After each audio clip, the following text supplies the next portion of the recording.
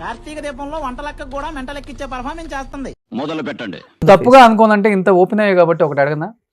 చూద్దాం, కంగారు పడుకో. నాకు మాత్రం ఏం తెలుసు, ఇదే ఫస్ట్ టైం కదా. నీ జీవితంలో జరిగిన ఒక ఫేస్, ఒక న్యూడ్ వీడియో,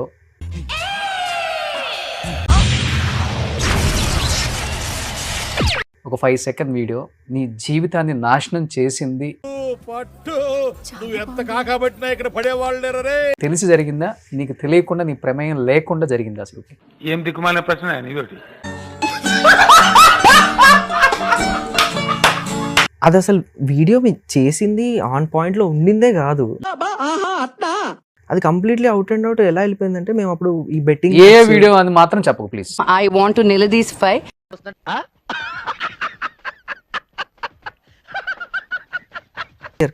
ఏ వీడియో ఎట్లా అవుతుంది అప్పటికి, ఏ వీడియో ఎట్లా అవుతుంది అప్పటికి అంటే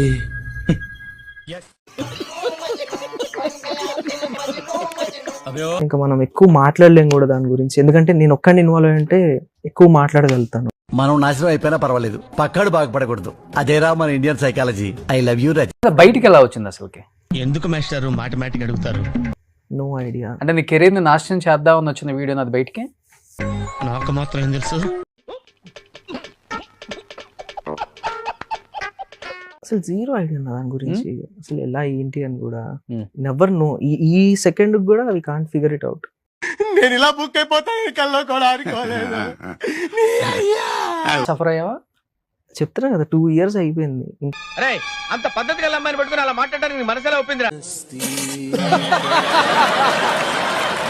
ఇంకా నాకంటే ఎక్కువ ఆపోజిట్ ఉన్న వాళ్ళకి ఇంకా సఫరింగ్ కదా, మోస్ట్ పెయిన్ఫుల్ థింగ్స్ కదా ఇవన్నీ.